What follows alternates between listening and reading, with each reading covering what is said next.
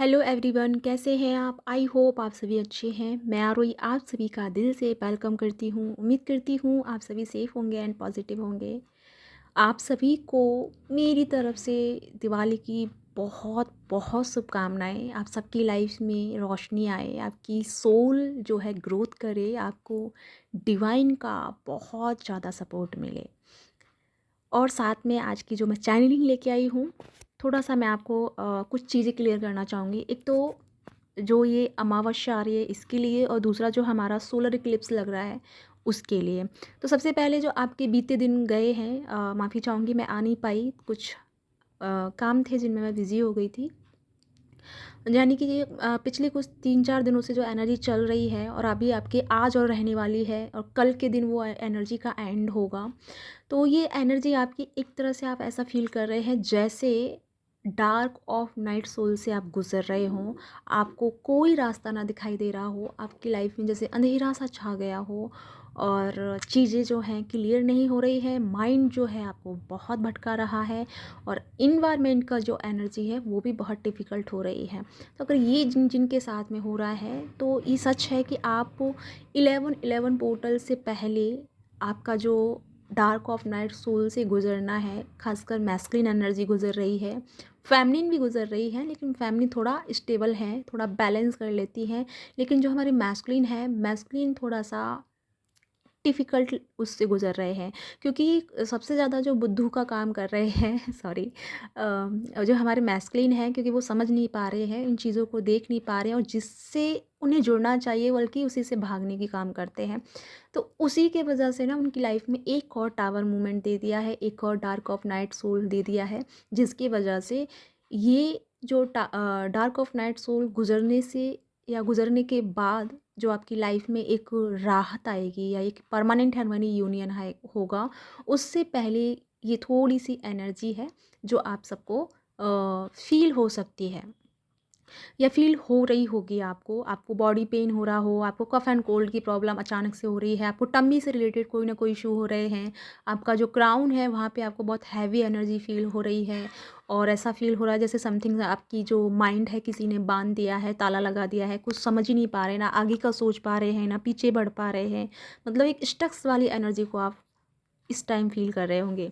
और जितने भी लोग यहाँ पे स्टकनेस को फ़ील कर रहे हैं और बॉडी पर्जिंग या बॉडी पेन आप फ़ील कर रहे हैं, और आपको जो पर्जिंग हो रही है, ये सारे जो इशू हैं ये आपके सोलर इक्लिप्स पर ख़त्म होने वाले हैं। ये एंड होने वाला है, जिनका भी अभी तक जो प्रॉब्लम चल रहा था, बॉडी से रिलेटेड जो भी आपको इशू हो रहे हैं, ये हमारे सोलर इक्लिप्स तक रहने वाले हैं। और इस टाइम का जो सोलर इक्लिप्स है बहुत ही पावरफुल रहने वाला है, बहुत ही इम्पोर्टेंट रहने वाला है।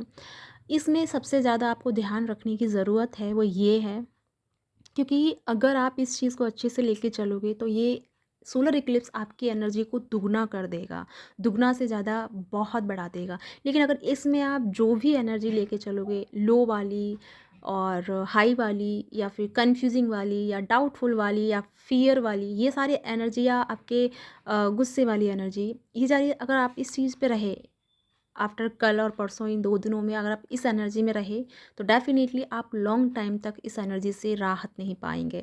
ये एनर्जी आपका डबल होगा, क्योंकि सोलर इक्लिप्स लग रहा है, आप सभी जानते हैं सोलर इक्लिप्स का मतलब है लाइट, और लाइट का क्या काम होता है? बढ़ना। ऐसे ही जैसे हमारा सन है, सन डेली राइज़ होता है और डेली अ, रिसा अ, स छुपता है, ठीक है?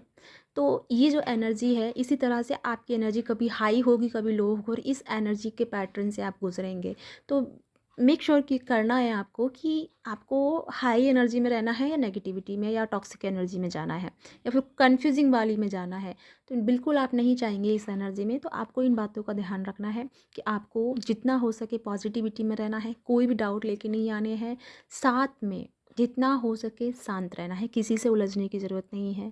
आप अगर मौन साध सकते हैं तो मौन रहिएगा, मेडिटेशन कीजिएगा, और उस दिन तो आपको मेडिटेशन बहुत अच्छे से करना है।